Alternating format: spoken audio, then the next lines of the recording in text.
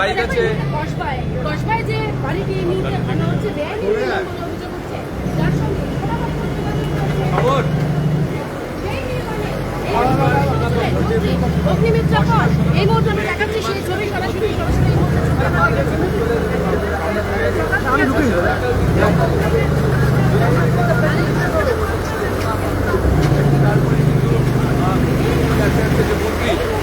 অগ্নিমিত্রা পাল তিনি এসে পৌঁছেছেন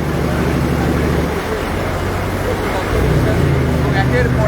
একের পর এক বেআইনি গড়ে তোলা হয়েছিল। দেখা যাচ্ছে যে একেবারে কোনো রাস্তা ফাঁকা নেই, সরু রাস্তার উপরে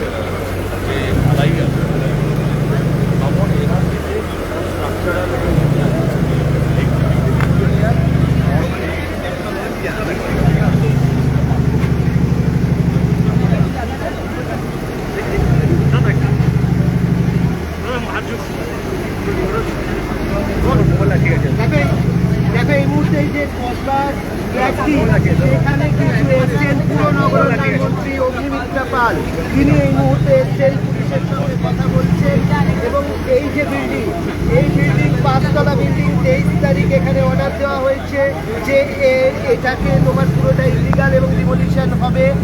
অগ্নিমিত্রা পাল কি জানছেন পুলিশের থেকে আমরা জেনে দেখে দেওয়ার চেষ্টা করব।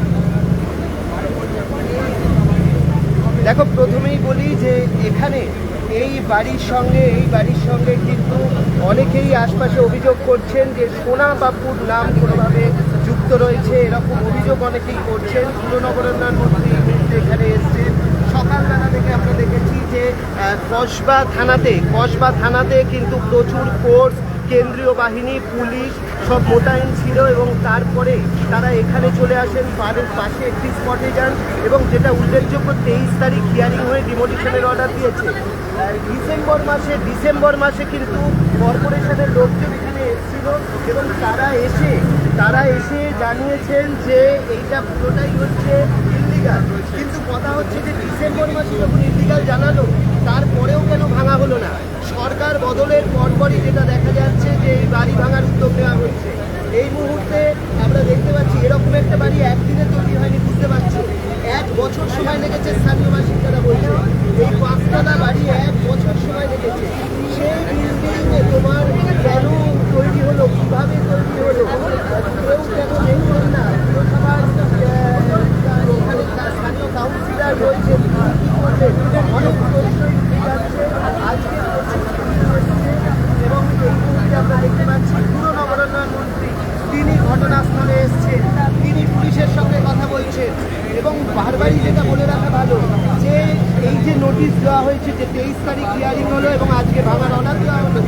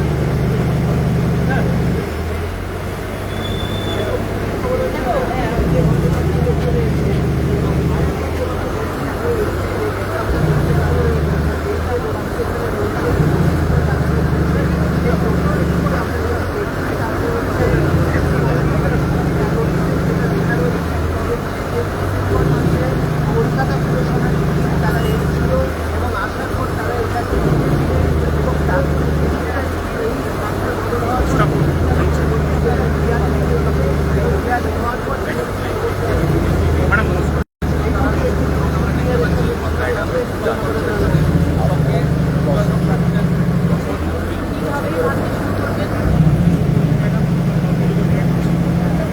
গ্রাউন্ড ফ্লোরের ফ্লোরটা ভেঙে দেওয়ার ছবি দেখি আমি দেয়ালগুলো পরিষ্কার করে থেকে নামিয়ে দিতে পারছি এবং তারপরের ফ্লোরে উঠে যাচ্ছি, তারপরের ফ্লোরটা ভাঙার সময় কি হচ্ছে, আমাকে এক্সট্রা ক্যারি করতে হবে না, ওই গাড়ি করে গ্রাউন্ড ফ্লোরে পড়ে যাচ্ছে, করে আস্তে আস্তে ধীরে ধীরে করে উঠে যাবো, তো দেয়ালগুলো দিয়ে এবারে উপর থেকে কলাম যখন ভাঙতে শুরু করবো, কারণ পারমানেন্ট স্ট্রাকচার তো যদি যখন ফ্লোরটা মানে পাশাপাশি বাড়ি রয়েছে সেই কনসেপ্টে প্রথমে ফ্লোর যেটা ছাদ সেটাকে ভেঙে দেবো ম্যাডাম, পার্টিশন ওয়ালগুলোকে ভাঙবো, ফ্লোর অফ দ্য হ্যাঁ ফ্লোর অফ দ্য ইট প্রত্যেকটা ফ্লোরের এগুলো ফ্লোরটা প্রত্যেকটা তারপরে তারপরে আপনার পার্টিশন ওয়ালগুলোকে ভাঙবো, ভাঙার পরে এবার ছাদ থেকে তখন কলম ভাঙতে ভাঙতে নামবো, কারণ ওটা তো স্কেলিটন স্ট্রাকচার ওটা ওর উপর বেস করে দাঁড়িয়ে মানে আমার এটাই বলা যে আশেপাশের বিল্ডিংয়ে কেন রাখতে সেই এটা কনসেপ্ট দেখে নেওয়া।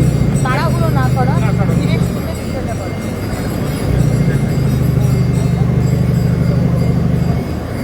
এইভাবে ছাদটা কাটতে ছাদটা এরকম কেটে দিচ্ছি, লটগুলো বেরিয়ে যাচ্ছে, এবার গ্যাসটা দিয়ে লটগুলো কেটে দেবো, ছাদটা নিচে পড়ে গেল, এবার এই ওপরের ফ্লোর যখন কাটবো কিন্তু এর পার্টিশনগুলো কিন্তু ভেঙে ফেলে দেবো, ভেঙে ফেলে দেবো নেক্সট ফ্লোরে ঠিক আছে।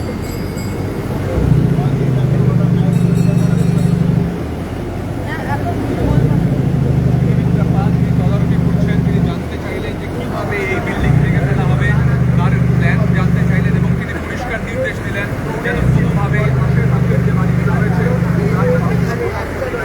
জায়গা ভাঙা হচ্ছে, পাশাপাশি ভাবে ভাঙা হচ্ছে, পুরসভা আজকে সকাল থেকে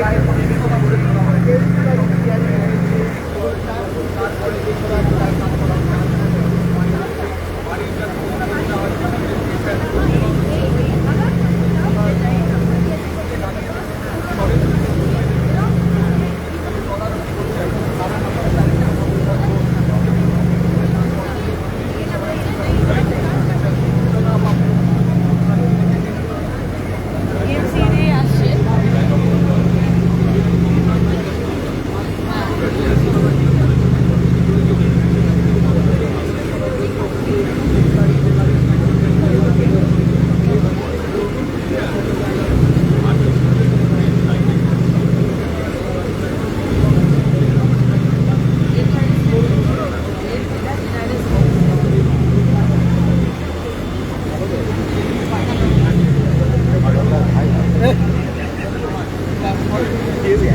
কেউ এই কথাটা ছাড়া আমাকে হয় না, মানুষের পৃথিবীতে 7টা মানুষকে একরকম দেখতে হয়, ওই আমি 3জনকে পেলাম আমার, আমি উজ্জ্বল